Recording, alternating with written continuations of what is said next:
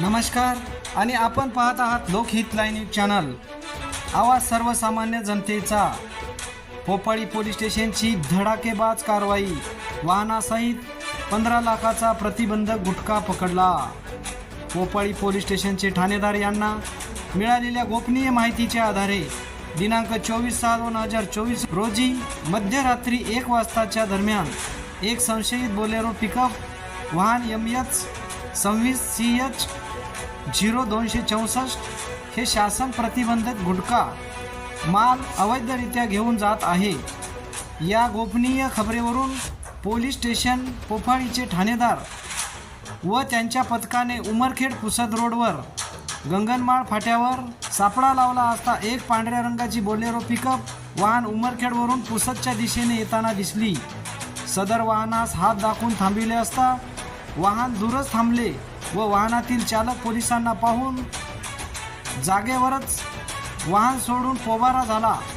पोलिसांनी 2 प्रतिष्ठित पंच बोलावून सदर वाहनाची पंचासमक्ष झडती घेतली असता एक महिंद्रा कंपनीची बोलेरो गाडी ज्याचा वाहन क्रमांक MH 26 CH 0264 ज्याची अंदाजे किंमत 6 लाख रुपये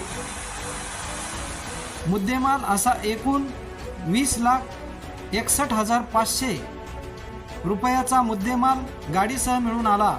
सदरचा मुद्देमाल ताब्यात घेऊन आरोपी वाहन चालक नामे शेख अयाज शेख वहाब वय वर्ष 35 राहणार गडी वार्ड पुसद यांचे विरुद्ध पोलीस स्टेशन पोफाळ येथे अपक 170/2024 कलम 328 272 273 188 भांडवी अन्वये गुन्हा दाखल करण्यात आला आहे।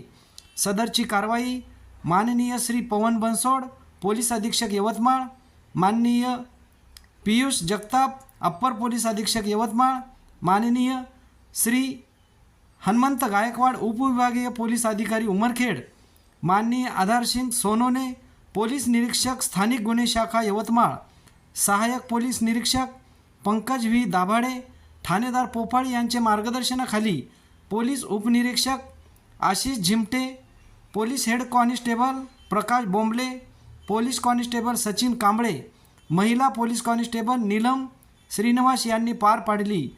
लोकहित लाईव्ह न्यूजसाठी विजय कदम, उमरखेड।